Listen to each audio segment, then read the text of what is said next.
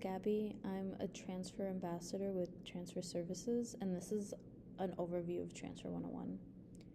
So you can get here one or two ways. You can use the transfer student checklist that was sent to the email that you used to apply to BSU. And step 2 is completing Transfer 101, and we have Blackboard links, so you can click on that and it'll send you to Blackboard. Or if you've managed to get to your My BSU portal, you can click on the 3 dashes on the top left, click on Quick Links and Blackboard, and then that would send you over here. So, Chapter 1 through 4 are mandatory for this course because at the end of Chapter 1, you're going to sign an acknowledgement, and then that's going to trigger the release of your registration pin. So Chapter 1 is an overview of our office and the type of services that we provide to students.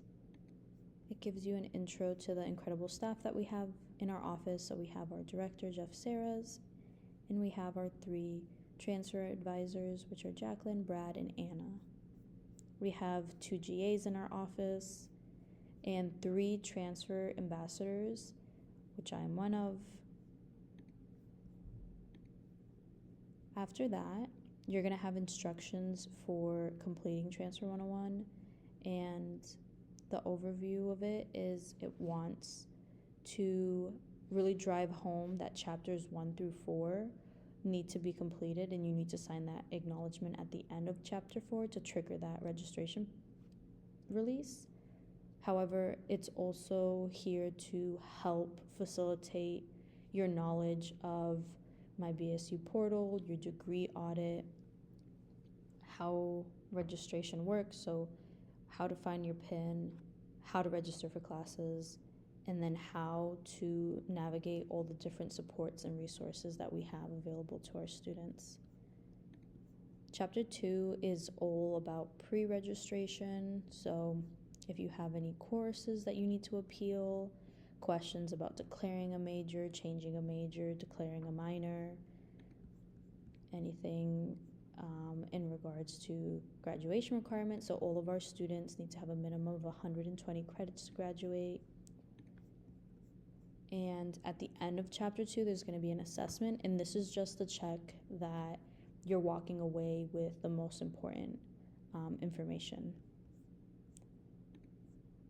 Chapter 3 is all about registration. So navigating that My BSU portal,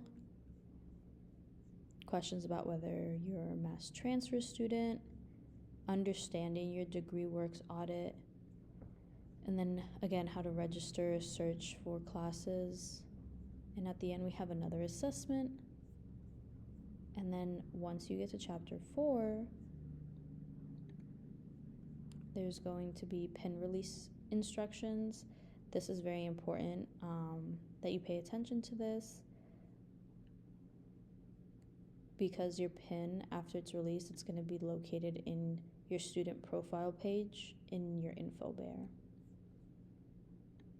Once you've done all of that, you're going to click on this link. It's going to open a new page, and you're going to type in your bear ID, press verify, and that's going to trigger the release of your registration PIN.